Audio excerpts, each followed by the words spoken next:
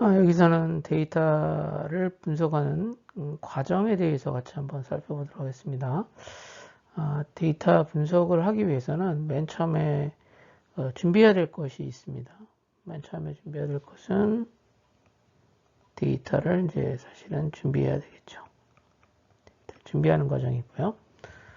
두 번째는 이제 데이터가 준비됐으면 이 데이터를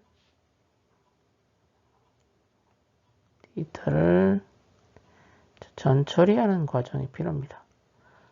데이터를 전처리한다라고 하는 것은 우리가 분석에 필요한 형태로 데이터를 가공하는 작업이라고 생각하시면 되겠습니다.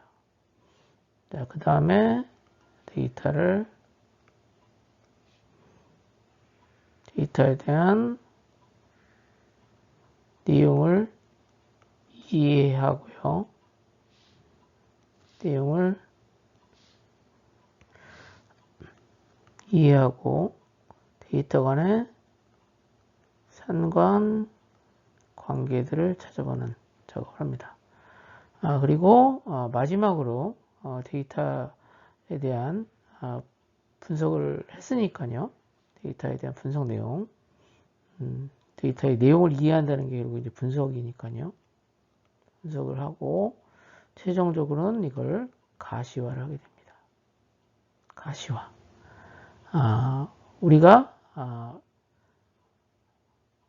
분석한 내용들을 다른 사람도 이해할 수 있는 형태로 보여주는 것이죠. 그래서 이때는 표를 사용하거나 또는 이제 그래프를 사용하는 과정을 실질적으로 수행하게 됩니다. 이게 이제 데이터에 대한 분석 프로세스에 대한 내용입니다. 자, 그러면 데이터는 어떤 데이터를 준비할 것인가인데요. 그부터 공공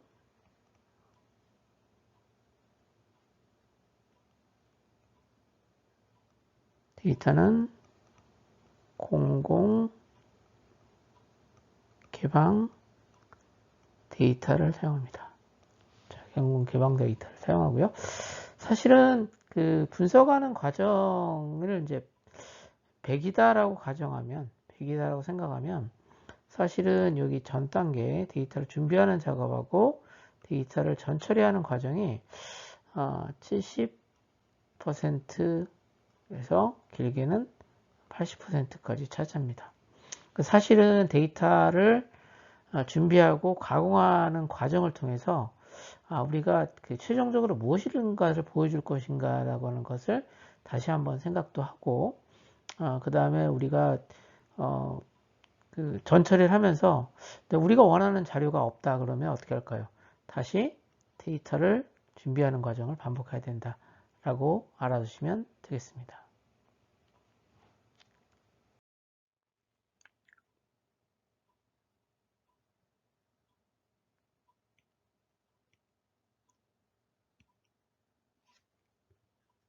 여기서 살펴볼 내용들을 좀 잠깐 볼게요.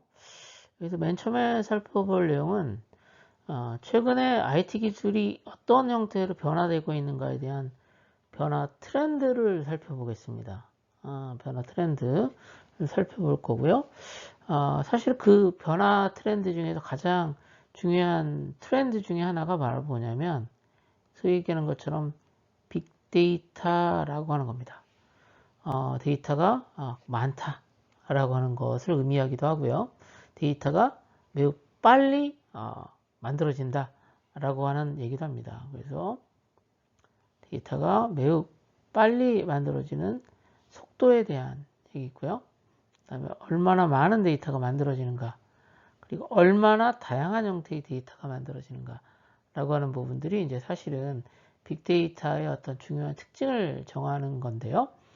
자, 그래서 이러한 빅데이터 환경에 대한 내용들을 좀 얘기할 거고, 그 다음에 이제 설명드릴 내용은 뭐냐면, 그러면 이 빅데이터라고 하는 것이 실질적으로 활용이 돼서 생산성을 증대하거나 새로운 형태의 가치를 창출하는 사용합니다. 그렇죠? 그래서 사실은 우리가 빅데이터라고 하는 것이 그냥 만들어진 데이터가 아니라 이걸 사용해서 뭔가 가치 있는 결과를 만든다는 거죠. 즉 다시 말해서 뭔가 새로운 형태의 가치, 밸류가 added 되어지는데요. 이러한 과정을 수행하는 중요한 사람들이 있습니다. 이런 일을 하는 사람들이죠. 그런 직업일 수도 있는데 그런 직업을 그런 그 직업 역량을 가지고 있는 사람들을 데이터 사이언티스트라고 합니다. 그래서 데이터 사이언티스트는 어떤 일을 하는가라고 하는 부분도 좀 살펴볼 거고요. 그 다음에는 이제 데이터 분석이 필요한 이유를 좀 살펴볼 거고, 그러면 이 수업에서는 전체 그 데이터 사이언티스트라고 하는 사람들이 하는 일이 이렇게까지 돼 있죠. 데이터 사이언티스트가 하는 것 중에 가장 중요한 부분 중에 하나는 사실은 데이터를 가지고 기계학습을 위한 모델을 만든다든가, 그다음에 이걸 사용해서 뭐 예측을 한다든가 이런 작업들을 하게 되는데, 사실은 이 본 수업에서는 이 부분은 빠져 있습니다. 하지 않고 기초적인 데이터 분석 과정을 수행합니다. 뭐 통계적 분석들 하고, 그 다음에 자료에 대한 특징을 찾아보는 이런 일을 합니다. 그래서 전체적으로 우리가 다루는 범위는 어떤 부분을 범위로 하는가라고 하는 부분, 이러한 수업에 대한 그 내용들을 한번 여기서 살펴볼 예정이고요. 그 다음에 마지막으로 정리를 하는 시간을 갖도록 하겠습니다. 정리하는 시간을 가질게요. 여기서는 IT 기술이 최근에 매우 빠르게 바뀌고 있거든요. 그래서 여기서는 이제 우리가 어떤 형태로 IT 기술들이 적용도 되고, 그러니까 소위 얘기하는 것처럼 새로운 기술, 어떤 신기술이 어떤 것들이 신기술로 사용되고 있는지에 대한 내용을 좀 살펴볼 거고요. 신기술에 대한 내용을 살펴볼 거고요. 그 다음에 이제 기술에 대한 변화에 대한 트렌드를 좀 살펴보겠습니다. 자, 이게 왜 중요하냐면 사실은 데이터 분석이라고 하는 게 왜 필요한지, 데이터 분석이라고 하는 부분이 왜 필요한지 한 데이터 애널리시스, 데이터 분석이라고 하는 것이 왜 이게 중요해졌는지에 대한 내용하고도 관계가 되거든요. 잠시만요. 이거 잘 안 써지네요. 지울게요. 데이터 이제 분석하는 거하고 데이터 분석 작업.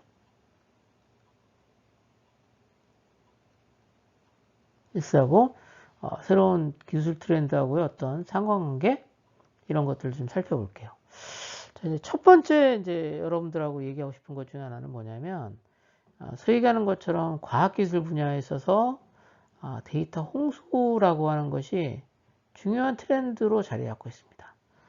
데이터 딜루지라고 하는데요. 이제 데이터 딜루지라고 하는 건 뭐냐면 마치 하늘에서 막 엄청나게 그 비가 내려가지고 물이 범람하는 것처럼 데이터가 이렇게 많이 생성돼 만들어진다라고 하는 거예요. 근데 이게 모든 분야에서 사실은 적용되는 사실입니다. 그래서 이제 과학기술 분야에서 이제 사실은 데이터 딜루지, 데이터 홍수라는 게 얘기가 되는데, 요즘에는 이게 전 산업 분야로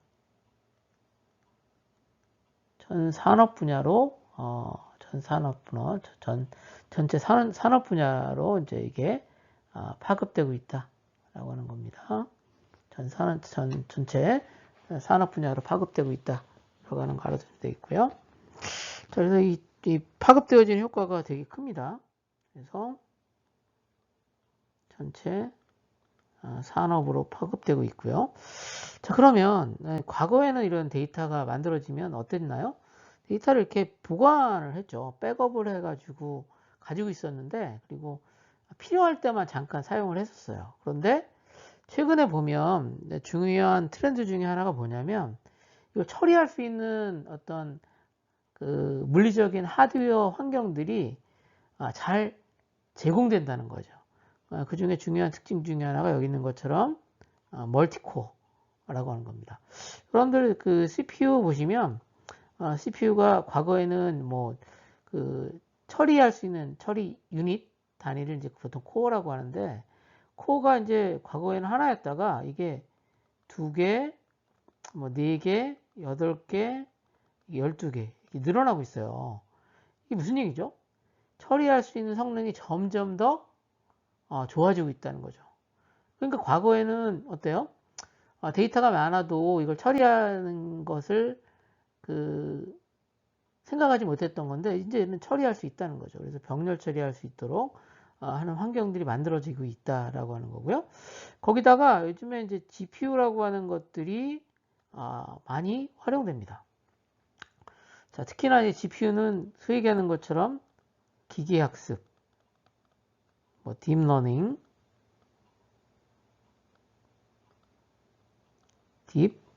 딥러닝을 위해서 꼭 필수적인 하드웨어입니다. 그렇죠? 그래서 이런 것들이 이제 저렴해지고 있는 거죠. 가격도 저렴해지고, 그러니까 성능은 좋아지고 가격은 하드웨어의 가격이 낮아지는 이런 트렌드를 보이고 있습니다. 자, 그리고 우리가 뭔가 그 데이터를 분석하려면 어떤 하드웨어 환경들이 필요하잖아요. 근데 최근에는 이 클라우드 환경들을 아주 저렴한 가격에 사용할 수 있습니다. 그래서 아마존의 AWS라든가 마이크로소프트의 애저, 이런 것들을 사용하면 내가 필요할 때마다 컴퓨팅 자원들을 사용할 수 있는 거죠. 이게 소위 얘기하는 것처럼 데이터 센터 모델이라고 하는 겁니다. 자, 즉 다시 말해서 과거에는 데이터가 많지는 않았고요. 두 번째는 이제 많지 않았는데, 이제 앞서 말씀드렸던 것처럼 데이터량이 점점 증가되고 있다라고 하는 거고, 그 다음에 이 데이터를 처리할 수 있는 환경들, 하드웨어 환경들이 좋아지는 거죠. 가격은 저렴해지고 성능은 빨라지고 있는, 성능이 점점 좋아지고 있는 상태고, 그리고 이러한 자원들을 내가 사지 않고 필요할 때 대여해서 쓸 수 있는 어떤 클라우드 모델들이 일반화됐다라고 하는 겁니다. 그 다음에 이것만 가지고는 이렇게 데이터가 이렇게 왜 갑자기 데이터가 많아졌는지에 대한 설명이 조금 어려운데, 이거 보시면 데이터가 왜 이렇게 많아지게 됐는지에 대한 것을 설명할 수 있어요. 어떤 거냐면 요즘에 센서, 소위 얘기하는 것처럼 IoT 이런 환경들, 그 다음에 스마트폰, 태블릿 같은 것을 통해서 많은 양의 데이터가 만들어지는 거죠. 그러니까 과거에는 데이터가 우리는 필요할 때 잠깐 보고 말는데, 일반인들이 데이터를 생성하는 형태로 하는 형태로 바뀌었고, 그다음에 이제 데이터가 이제 인간이 데이터를 만들었잖아요. 근데 인간이 데이터를 만들었는데 이 데이터를 만드는 그 역할을 누가 하게 되냐면 다양한 사물들이 하게 된다라고 하는 겁니다. 자, 그러다 보니까 이게 잘 아시겠지만 이 스마트폰의 성능이라고 하는 게 뻔하잖아요. 그래서 이 성능들을 어디에 의존하냐면 아까 말씀드렸던 것처럼 클라우드 자원에 의존하는 형태로 바뀌었습니다. 자, 그리고 이제 요즘에 한참 얘기되고 있는 많은 기술들이 기업에서 주도적으로 기업들이 새로운 기술을 만들고 도입하는 환경으로 바뀌었습니다. 근데 이런 것들이 사실은 데이터를 활용하는 것에 대한 요구를 점점 증가시키는 것이라고 볼 수 있습니다. 점점 우리가 데이터를 사용할 수 있는 환경들은 점점 좋아지고 있다라고 하는 것으로 이해를 하실 수가 있겠습니다. 자, 몇 가지 살펴볼게요. 그래서 앞서 말씀드렸던 것처럼 이 빅데이터라고 하는 것과 사물 인터넷이 상당히 밀접한 관계에 있다라고 하는 겁니다. 말씀드렸던 것처럼 어떻습니까? 데이터들은 다양한 사물들에서 만들어지고 있고요. 이 만들어진 사물들에서 만들어진 데이터가 또 다른 형태의 사물을 제어하는 데도 사용하고 있다라고 이해를 하시면 좋겠네요. 자, 그런 환경들은 어때요? 데이터가 만들어지면 이게 자연스럽게 다양한 형태의 데이터, 엔터테인먼트, 그 다음에 여기 있는 것처럼 그 에너지 관련된 환경들, 그 다음에 이제 헬스케어 같은 곳에서 또 이제 가정 내에서 만들어진 데이터들이 이렇게 클라우드로 가고 데이터 클라우드에 모이고요. 여기서 이 데이터를 가지고 분석을 합니다. 데이터 애널리시스를 해서 이걸 가지고 이제 다시 제어하는 형태로 피드백 되는 형태로 만들어지고 있다. 진행된다라고 하는 거죠. 그래서 이게 단순하게 과거의 그 데이터들이 그 데이터들에 대한 사용 자체가 이게 선순환되는 구조를 갖고 있다라고 하는 것을 형태로 이해를 하시면 될 것 같고요. 자, 빅데이터라고 하는 용어를 잠깐 볼게요. 빅데이터라는 건 뭐죠?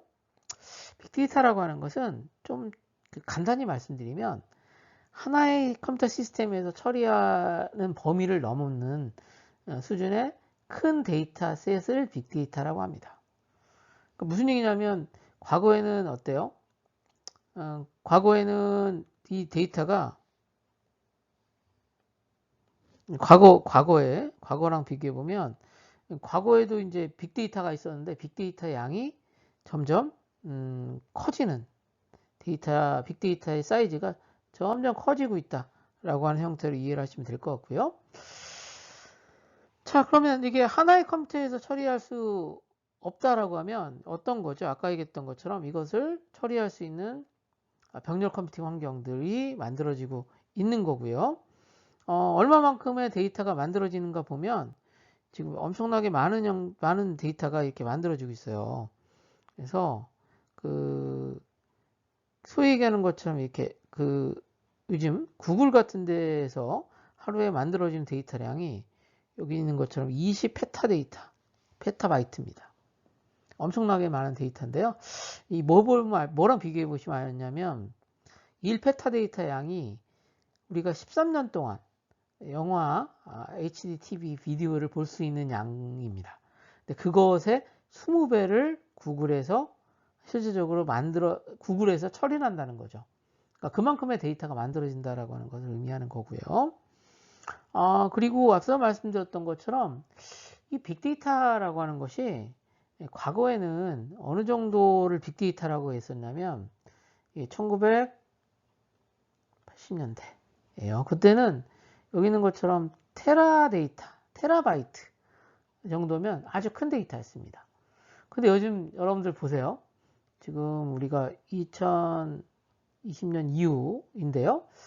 지금 생각해 보시면 이 빅데이터에서 테라바이트라고 하는 것은 벌써 넘어갔죠. 왜 그렇죠? 여러분 잘 알겠지만 여러분들 그 PC에 하드디스크 용량, 디스크의 용량이 1테라바이트예요. 1테라바이트 요즘에 1테라바이트가 넘기도 하죠. 그래서 이 빅데이터라고 하는 것은 크기가 바뀐다라고 하는 것을 다시 한번 설명드리는 겁니다.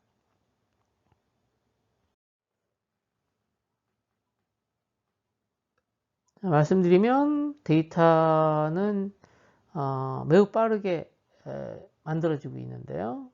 그 만들어진 데이터를 잠깐 보면 여기 나 있는 것처럼 최근에 만들어진 데이터를 보게 되면 한 90% 정도가 비정형 형태의 데이터입니다. unstructured 데이터. 이건 12% 정도가 이제 구조화된 데이터라고 하는 거죠.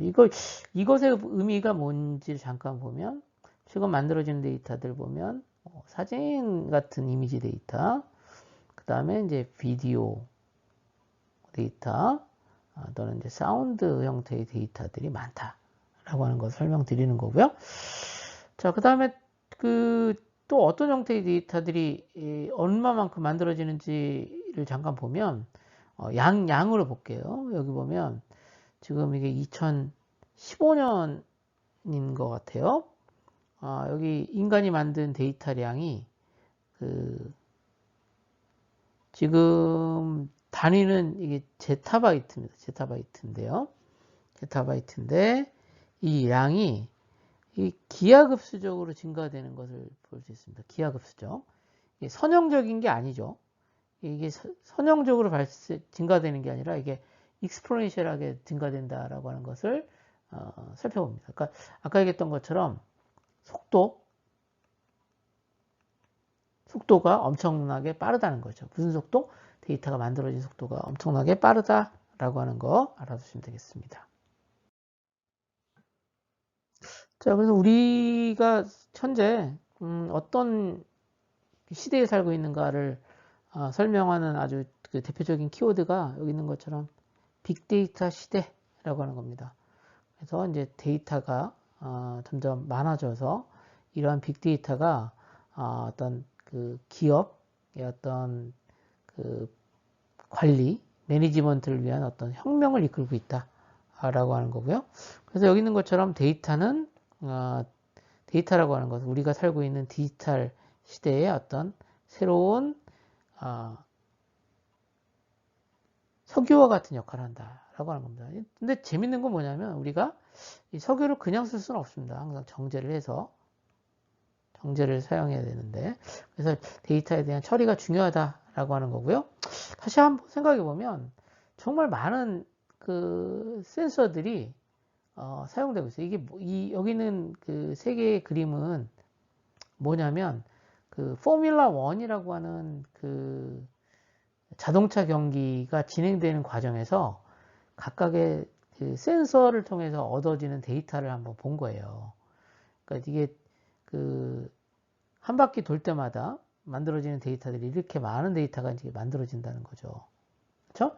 그러면 이 자동차 회사들은 이 데이터를 만들기 위한 어떤 센서들을 곳곳에서 붙인 거고요. 그래서 이 센서로부터 만들어진 데이터를 통해서 현재 자동차의 문제점을 발견하기도 하고 성능을 개선하는 데도 활용할 수 있다라고 하는 것을 설명해 주고 있는 겁니다. 그래서 여러분들도 한번 생각해 볼 필요가 있는 게 실제적으로 이러한 것들이 이러한 빅데이터라고 하는 것이 실제 자동차 산업에도 사용되고 있는데 다른 분야에도 사용되고 있을 수 있다는 거죠. 최근에 보면 소위 얘기하는 것처럼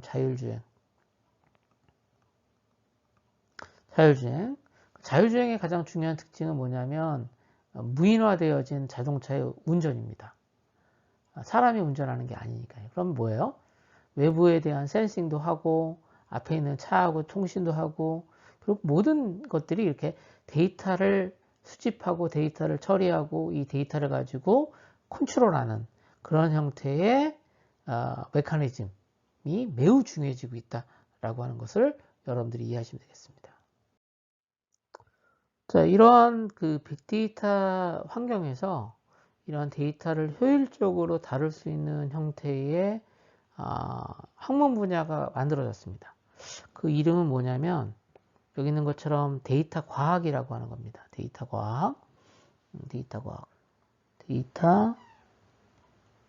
사이언스라고 하는 겁니다. 그래서 한편으로 보면 이 데이터 사이언스가 여기 나 있는 것은 위키피디아에 있는 내용인데요. 뭐랑 매우 비슷하냐면 얘는 그 데이터 마이닝이라고 하는 거하고 매우 유사합니다. 그 먼저 마이닝이라고 하는 것은 뭐죠? 마이닝 한다라고 하는 것은 뭔가를 추출해내는 작업입니다. 데이터를 마이닝 한다는 것은. 그러니까 간단히 얘기하면 이제 그 우리가 그 원유가 있으면요. 원유에서 지금 데이터 석유를 정제해서 필요한 것들을 만들잖아요. 휘발유를 만든다든가 이런 것들이 이제 마이닝입니다. 그렇죠? 뭐 골드 마이닝 하면 어떤 거냐면 그 흐르는 그 시냇물에서 간단히 얘기하면 이제 금을 채취하는 것처럼 같은 개념입니다. 그래서 그 데이터 마이닝과 매우 유사한 건데요. 여기서 그 데이터 과학에서 좀 더 중요한 것은 뭐냐면 이게 이제 결국은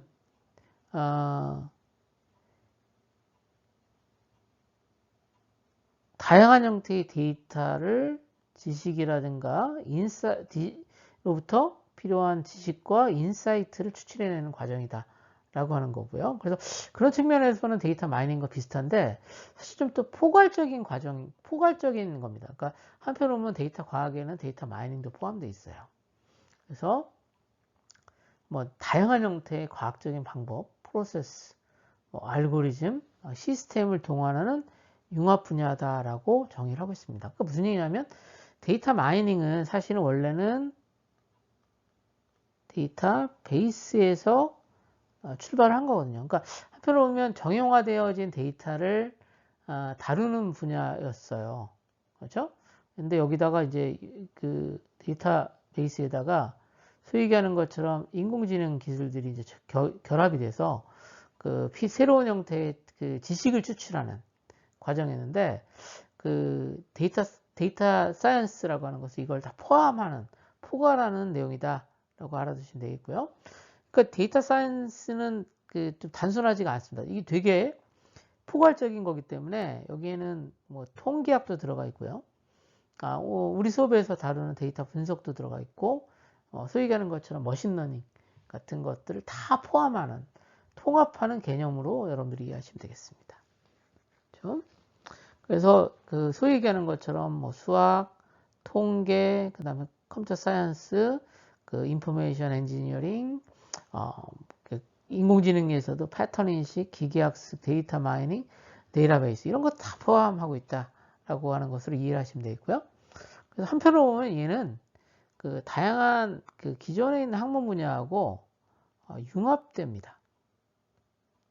융합돼서 새로운 형태의 앞서 말씀드렸던 것처럼 그 지식, 날리지를 만들어내는 과정을 다룬다라고 알아두시면 되겠습니다. 그래서 이걸 뭐 이렇게 수학, 통계, 그 다음에 컴퓨터 사이언스 이렇게 합치고 그 다음에 여기 있는 것처럼 기존에 있는 엔지니어링 합쳐져 있는 이 모든 것을 다 공통적으로 가지고 있는 이 세 가지가 다 사용되어지는 다 통합하고 있는 융합되어지는 것을 이제 소위 얘기하는 것처럼 데이터 사이언스라고 부르기도 한다라고 하는 거고요. 뭐 그 재밌는 것 중에 하나가 이런 거죠. 그러니까 우리가 그 어떤 사람의 마음을 읽기는 쉽지 않습니다. 이게 아주 유명한 영화 중에 하나인데요. 그 What Woman Wants. 뭐 여자가 뭔가 원하는 것이 있는가를 이 사람이 어느 순간 이 남자 주인공인데 마음을 읽는 능력을 갖습니다. 자, 그런 것처럼 데이터 사이언스, 데이터 과학이라고 하는 것은 이런 거죠. 데이터 사이언스라고 하는 건 뭐냐면 실제 그 현상을 보고 데이터를 보고 현재 뭐가 어떠한 현상인지에 대한 것을 이해할 뿐만 아니라 미래에 필요한 것들을 이렇게 프리딕트하는 거다라고 이해를 하시면 되겠습니다. 예측할 수 있다라고 하는 거죠.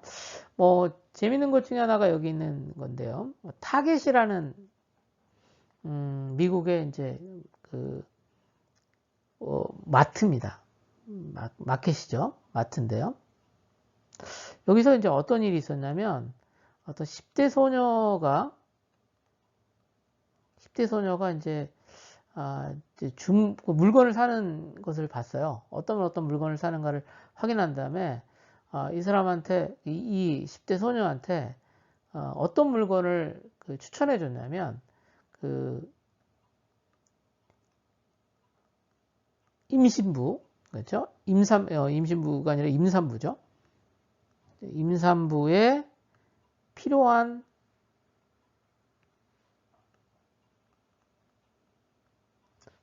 어떤 물건들 같은 걸 추천했습니다. 그런데 문제는 뭐냐면 이게 아버지가 봤을 때는 황당한 거죠. 10대 자기 딸한테 갑자기 임산부에 필요한 물건들을 추천했으니까요.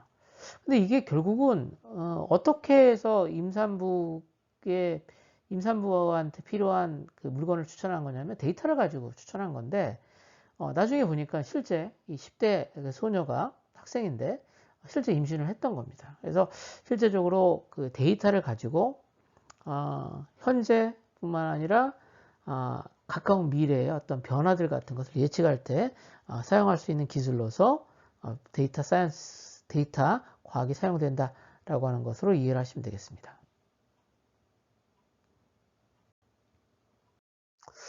자, 그래서 사실은 그 데이터를 다루는 직군, 직업군을 데이터 사이언티스트라고 얘기를 하고요.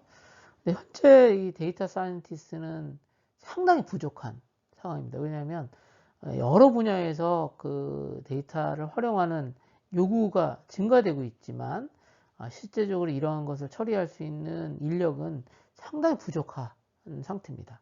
그래서 여러분들도 이러한 그 데이터 사이언티스트의 역량을 키울 수 있는 과정들을 실제 학습하는 게 필요하다는 거고요.